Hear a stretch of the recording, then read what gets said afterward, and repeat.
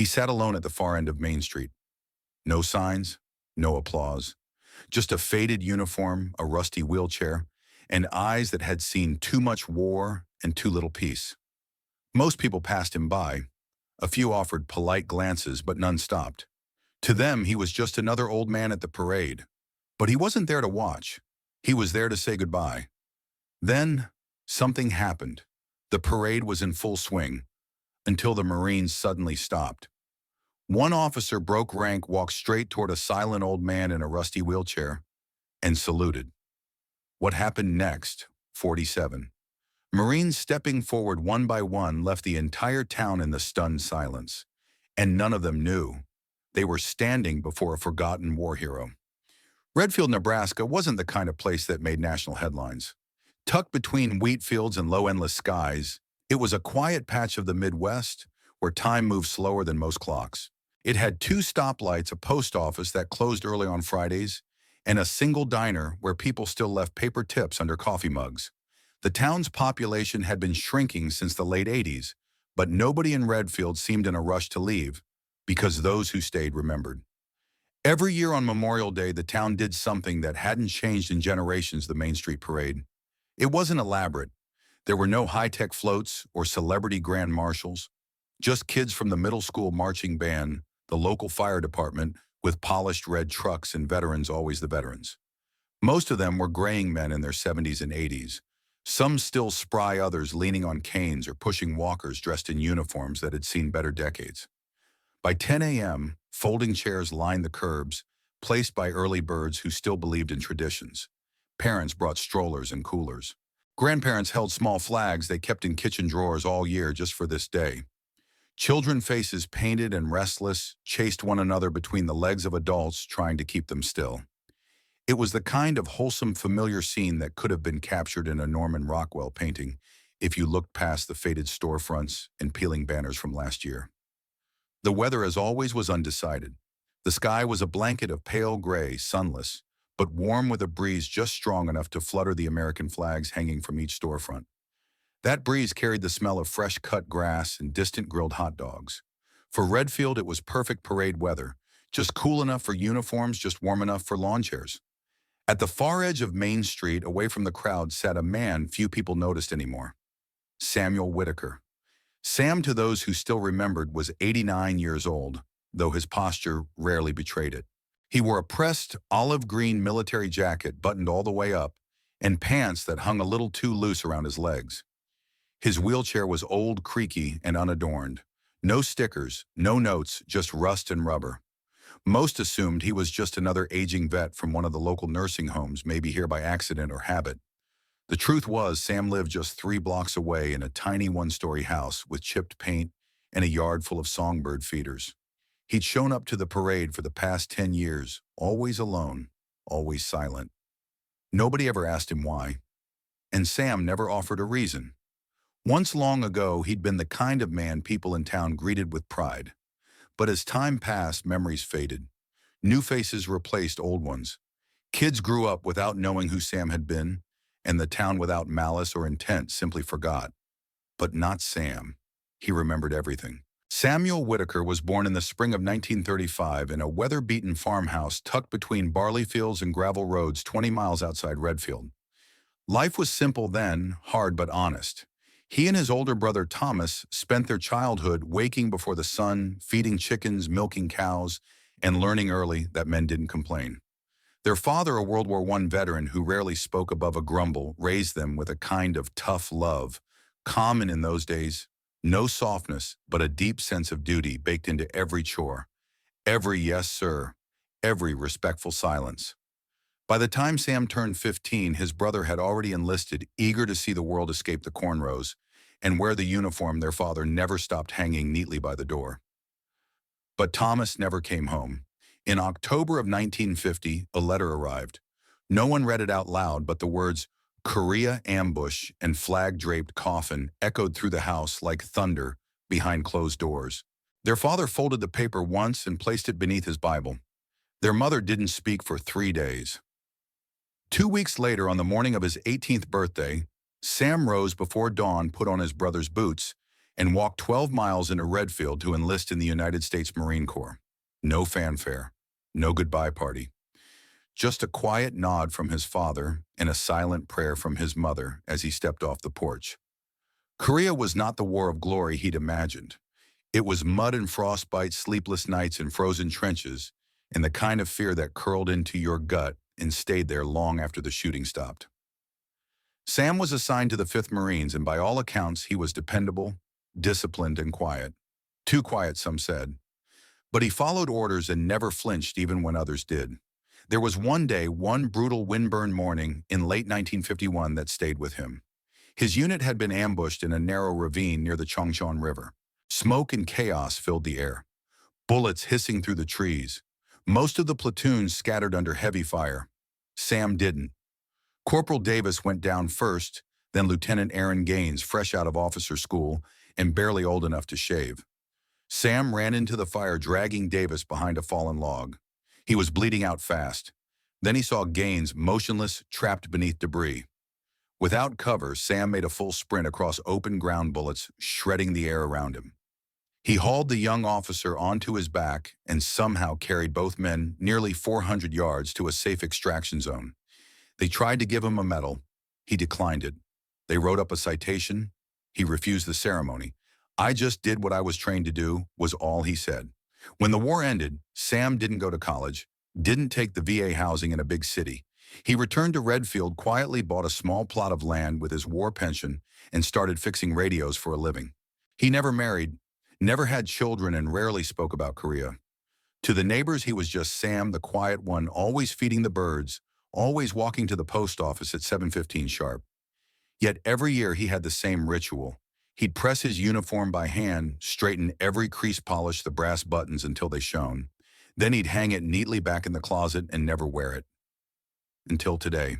Today was different. Sam had received news the week before, news he hadn't shared with anyone. The cancer was back, and this time it was moving fast. He'd declined the treatment, declined the hospital bed too. He didn't want to spend his last weeks hooked to machines, remembered as a patient. He wanted one more morning in uniform, not to be seen, not to be honored, just to sit quietly and say goodbye. It was a Thursday afternoon when Clara Jo heard the knock on her door, slow, deliberate, and unfamiliar. In Redfield, most folks didn't knock. They just hollered from the porch or let the screen door slap behind them. She opened it cautiously, expecting a student or maybe the delivery man. Instead, there stood Samuel Whitaker, leaning on his cane hat tucked under his arm. She was stunned. In the 3 years she'd lived next door, she'd never once spoken more than a polite hello to him. He kept to himself. No complaints, no chit-chat, just the man who fed birds and walked the same loop every morning. "Mr. Whitaker," she said, eyebrows raised. "Everything okay?" He nodded. "Clara Jo. I know this is sudden, but I was wondering, would you take me into town Sunday morning to the parade?" There was a pause, not awkward, but weighty. Something about his voice was different. Not tired exactly, more like final. She blinked. "Of course," she said. "I'd be happy to." "You don't have anyone else who can—" "No one else left," he said simply. Then added, "And I'd like to wear my uniform, if that's not too much trouble." Clara Jo didn't press. She didn't ask why. She just nodded and offered a small smile. "What time should I come over?" "7 sharp," he replied. "Takes me a while these days." That Sunday morning, Clara Jo arrived early, balancing a travel mug of coffee in one hand and nerves in the other. She didn't know why she felt nervous. It was just a ride to the parade. But when Sam opened the door dressed in pressed olive drab dress blues, she realized it wasn't just a ride. It was a goodbye. The uniform didn't quite fit. Years had changed his frame, but every crease was perfect. The brass buttons gleamed. A single row of ribbons was pinned above the left breast pocket. And hanging from the collar, partially hidden by age, was the insignia of the United States Marine Corps. As she helped him sit and lace his shoes, her hand brushed something tucked inside the jacket's inner pocket, a small velvet box. She glanced at it, then at him. He noticed. "You can look," he said with a soft shrug. Inside was a silver star. Below it, folded carefully, a yellowed newspaper clipping with the headline, "Marine Carries 2 Through Gunfire, Refuses Medal Ceremony." She looked up at him. "This was you." Sam said nothing for a moment, then gave a small nod. Did what I had to. That was a long time ago. Clara Joe's throat tightened. She didn't know what to say, so she didn't say anything. She helped him into his wheelchair, straightened his collar, and gently brushed a speck of dust from his sleeve. Before they left, Sam asked for a moment. She stood back as he rolled himself slowly to the hallway mirror. He looked at his reflection, really looked. Then with great care, he raised his hand in a silent salute. No words, no ceremony. Just a man facing the past with quiet dignity. Clara Joe blinked back the sudden sting in her eyes. They didn't speak on the drive into town. They didn't need to. Main Street was already alive by the time Clara Joe wheeled Sam into position. The usual collection of lawn chairs and picnic blankets blanketed the sidewalks, children running between flagpoles and vendor carts. The smell of buttered popcorn, fresh-cut grass, and hot dogs rolled through the breeze, and above it all fluttered hundreds of small American flags, stapled to fences held by toddlers woven into ponytails. This was Redfield on Memorial Day. Familiar, predictable, comforting. The parade always started the same way. At precisely 11:00 a.m., the local sheriff's car led the charge lights flashing blue and red against the dull gray sky. It was followed by two gleaming antique tractors from the town museum, driven by men who had more rust in their knees than the machines they loved. Behind them came the school band, 46 students strong proudly out of tune, their gold and purple uniforms a little too big, their rhythms a little too bold. Clara Joe smiled at the sight of her students, among them wide-eyed eighth graders puffing on trumpets and beating snare drums with every ounce of their small-town energy. Parents clapped, grandparents waved. Candy was tossed generously into the street, and kids darted from curb to curb, gathering it like treasure. Near the fire trucks, an old veteran in a leather vest threw his arms around a young man in a camouflage uniform just home from basic training. The moment drew cheers from one side of the street. Another group of veterans passed, slowly walking two by two, their steps careful but proud. Some waved, some kept their eyes fixed ahead. Sam sat a block past it all. His spot, chosen deliberately, was near the end of the route, just before the curve where the parade turned back toward Town Square. It was quiet there, less crowded. Clara Joe had asked if he wanted to be closer to the heart of the action, maybe where the mayor would be sitting or near the bandstand. No, he said softly. Here's just fine. She hadn't argued. He sat with his hands folded in his lap, back straight, face calm. The breeze tugged at the fabric of his jacket. His metals, small and modest, caught just enough light to shimmer briefly before disappearing back into shadow. Clara Joe noticed something as the parade unfolded. People did glance his way. A few anyway. Some gave small, uncertain nods. A couple of children looked curiously, then were pulled away by parents too busy snapping photos or corralling toddlers.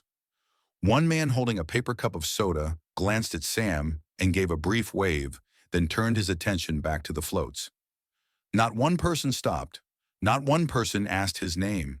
And perhaps that was the part that hurt her most. Here sat a man who had saved lives in war, a man whose name could have filled a history book, and in the midst of flags and celebration and speeches about sacrifice, he was invisible.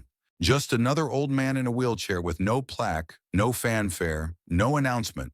The disconnect was sharp. Clara Joe watched as Sam blinked slowly, taking it all in, not with resentment, but with a kind of quiet understanding. He hadn't come here to be recognized. He'd come to remember, to bear witness, maybe even to let go. The parade continued. Bands played, scouts marched, firemen sprayed mist from hoses to squealing children. The world buzzed and celebrated all around him. But Sam remained still, like a statue no one had ever bothered to carve a name beneath. A living monument unnoticed by the parade passing him by. Until something changed. Something no one could have predicted. And everything that followed would never be forgotten. It happened with no warning. The parade was still rolling smoothly down Main Street floats, tossing candy kids, squealing the town mayor, waving with exaggerated enthusiasm from the back of a red convertible, when the sharp, thunderous rhythm of a marching unit began echoing off the storefronts. The steady pounding cadence of boots on pavement was unmistakable. The Marines had arrived.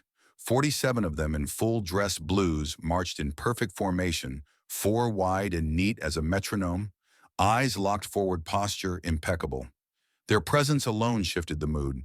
The crowd, until then light-hearted and chatty, quieted out of instinctual respect. Parents nudged their children to stand still. A few elderly veterans near the town square removed their caps.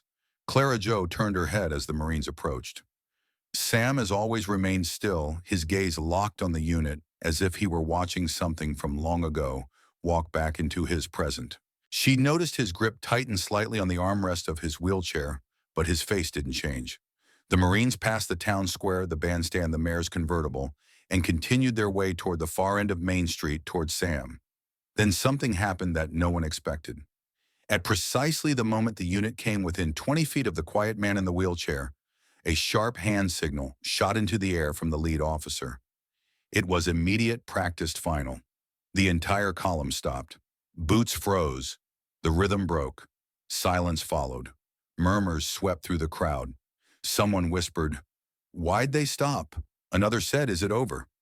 Children looked around confused. Even the mayor squinted, unsure if this was part of the plan. But Lieutenant Colonel Elijah Gaines knew exactly what he was doing. He stepped out from the front row, adjusted his belt, and without hesitation turned from the parade route and walked directly towards Sam. Clara Jo held her breath. The crowd parted behind him as if something sacred were moving through them. When he reached Sam's chair, the officer stopped and stood at attention. Not speaking yet, just looking at the man, this quiet figure who had sat alone through every parade for the last 10 years. Then with clear voice and no microphone, Elijah Gaines addressed the entire town. "Ladies and gentlemen," he began, turning slightly so both Sam and the crowd could hear him. "You don't know this man, but without him, I wouldn't be standing here." The street fell utterly silent. In 1951, during the Korean War, my father, Lieutenant Aaron Gaines, was pinned down in a ravine during an ambush. He had 2 bullets in him. There was no cover, no backup, and no chance. He paused, voice firm but cracking slightly around the edges. But one Marine, one man, ran toward the gunfire. He dragged my father out, then carried another wounded man nearly 400 yards through open fire. He saved 2 lives that day and then refused a medal, refused a ceremony, refused any recognition at all. The crowd was still. Phones hovered midair. No one dared speak. Lieutenant Colonel Gaines turned back to Sam. "That man is Staff Sergeant Samuel Whitaker, and we are not here today to honor a parade. We are here to honor him." Gasps rippled through the bystanders. Clara Jo looked around and saw stunned faces, teary eyes. A woman pressed a hand to her chest. A boy looked up at his father, who simply nodded once in reverent understanding. Elijah continued, "Every year we march in a unit named for him. We are Delaney Platoon, because my father made sure that name wouldn't be forgotten, and neither should this one." He stepped aside, his voice softening as he looked at Sam. "My father lived because of this man. I was born because of this man. And we march today because of this man." He didn't say another word. He didn't have to. What followed wasn't scripted. It wasn't rehearsed. But it was remembered. Forever. There was no command shouted. No orders barked. Yet every Marine in the platoon moved as if guided by the same invisible hand. A deep current of respect passed silently through their formation. One by one, they stepped forward. Each man took a slow, deliberate pace toward the aging veteran in the wheelchair. Each Marine, the embodiment of precision and pride, came to a halt before Samuel Whitaker and stood tall, chest-lifted, shoulders square. The first Marine, a young corporal with freckles and sharp eyes, brought his right hand up in a crisp salute. "Thank you, Sergeant Whitaker," he said clearly, voice steady. Sam blinked slowly. His lips parted slightly, but no sound came out. He shifted in his seat, his hand trembling in his lap. Then, with great effort and painful slowness, he raised it. The salute wasn't crisp. It wasn't fast. But it was perfect. The corporal lowered his arm and stepped aside. Then the next Marine stepped forward. And the next. Each one repeated the ritual. One step, one salute, one thank you. No ranks mentioned. No medals listed. Just honor. "Thank you, Sergeant Whitaker. Thank you, Sergeant Whitaker. Thank you." Clara Jo stood off to the side, hands clasped over her mouth, fighting the tears now freely rolling down her cheeks. All around her, the townspeople had gone completely still. The mayor had removed his hat. The band had stopped playing. Even the children, restless just moments ago, were frozen in place, clutching flags that now felt heavier in their small hands. And Sam, he didn't speak. He didn't have to. His salute returned each time grew weaker by the third or fourth Marine. His arms shook more visibly, but he refused to stop. Even as his shoulders sagged, even as the muscles in his arm trembled with the weight of memory and age, he lifted it again. And again. By the 10th Marine, his lips were quivering. By the 20th, his eyes were full. By the 30th, Clara Jo stepped behind him, gently placing her hand on his shoulder, not to steady him, but simply to let him know he wasn't alone. And still the salutes came. Each Marine said his name, said thank you, and stepped aside. 47 times. No music played. No one clapped. Even the birds seemed to pause in flight. The town had never seen anything like it. In the years since the war, Sam had walked among these people unnoticed. He had fixed their radios, fed their birds, shoveled his walk each winter without asking for help. And every year he had come to the parade quietly standing in place of men who never made it home. And yet until this moment, none of them had truly seen him. But now every eye was locked on the old man in the wheelchair, the one they'd passed on sidewalks, the one they had assumed was just another vet.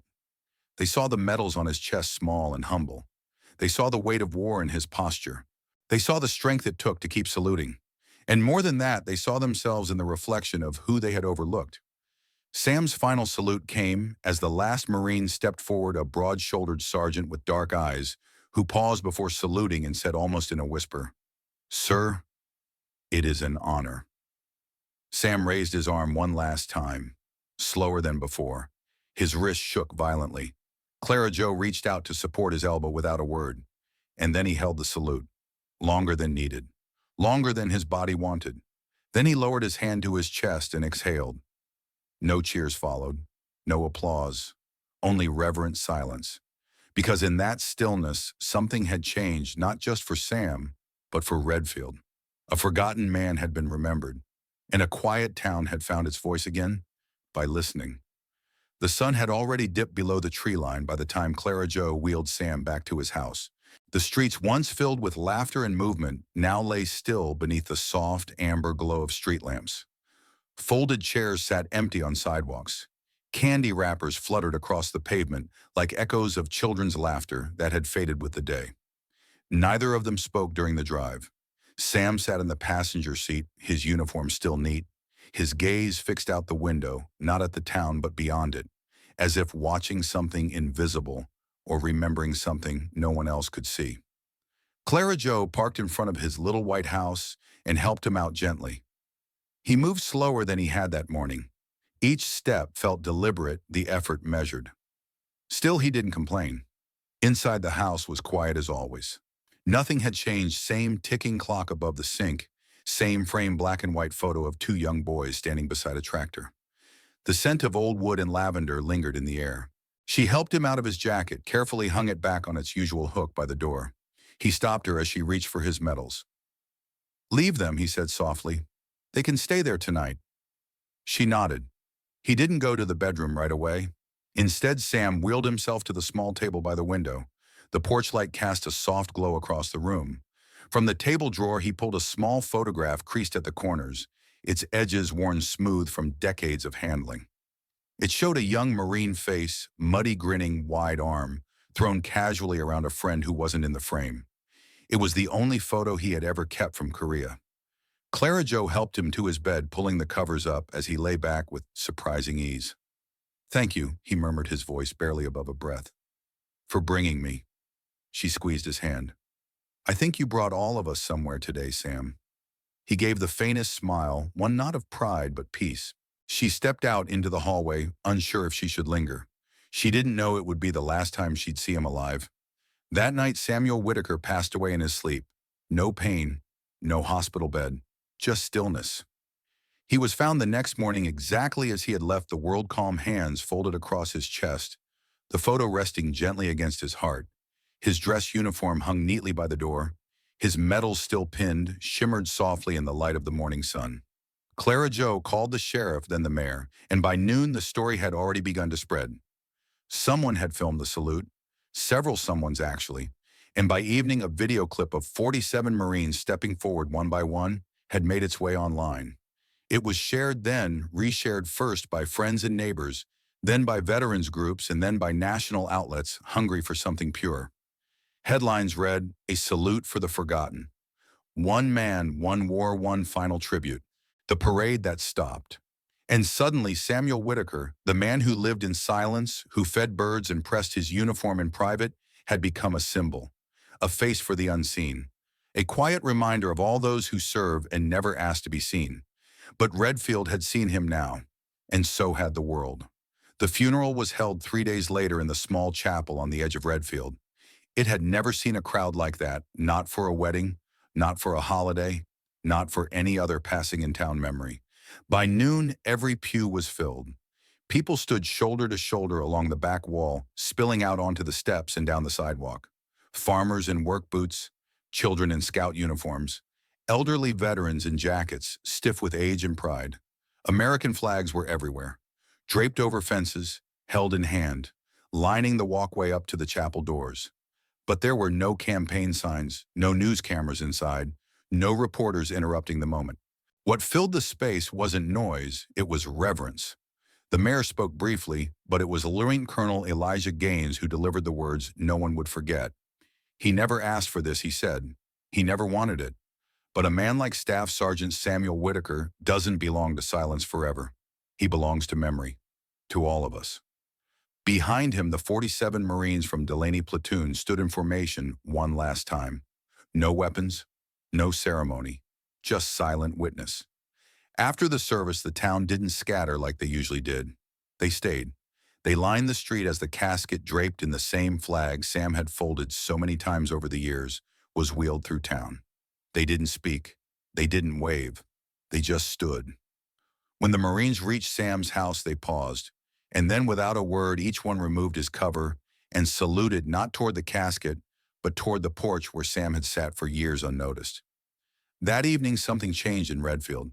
At sunset, Clara Jo noticed the flag in front of the post office lowered to half-staff, then the one outside the diner, then the one on her neighbor's garage. By the next day, it was a ritual every evening, like clockwork flags, lowered slowly, not out of protocol but respect. The mural came next. A local artist, barely 22, asked the mayor for permission to paint the side of the old hardware store. It began as just Sam's face rendered in soft earth tones. But as the weeks passed, it grew scenes of a young Marine carrying a wounded comrade of a parade of salutes beneath a rising flag. They called it the Silent Watchman. Children stopped to stare. Veterans placed their hands over their hearts when passing. Strangers drove in from towns miles away just to see it. And Clara Jo, she changed too. In her classroom, she hung a photo of Sam, not the old one in the wheelchair, but the one from Korea. Mud on his face, grin wide, a shadow of strength behind tired eyes. She began every school year now by reading her students the story of Samuel Whitaker. Not as history, but as truth. She made them learn names, not just his, but every veteran in their town. Because she understood now heroes don't always march with bands. Sometimes they sit quietly and wait to be seen. Real service doesn't shout. It doesn't ask for credit. It doesn't post about sacrifice. It doesn't march for applause. Real service just shows up early, quiet, steady, and does the work. It lifts others in moments of fear. It returns home without fanfare, and more often than not, it fades into the background, unnoticed but never unimportant. Samuel Whitaker didn't ask to be remembered. But in remembering him, we remember all those like him, those who gave everything and expected nothing. Men and women who carried the weight of war, of duty, of grief, and never once asked to be called heroes. Today they might live down your street, sit alone on a park bench, nod silently as a flag passes by. So we ask you, who is your town's Sam Whitaker? Who's the quiet veteran, the neighbor, the teacher, the janitor, who served without asking for attention? Share their name in the comments. Let their legacy be spoken. Let them be seen finally. If this story moved you, please like the video, subscribe to our channel, and share it with someone who believes in honoring the quiet heroes among us. And in the comments below, tell us about someone who never wore their medals but lived like they did. Someone who didn't need to be honored to act with honor. Because remembrance isn't a holiday. It's a choice we make every day to look a little closer, to pause, to ask, to listen. Thank you for watching, and thank you for remembering.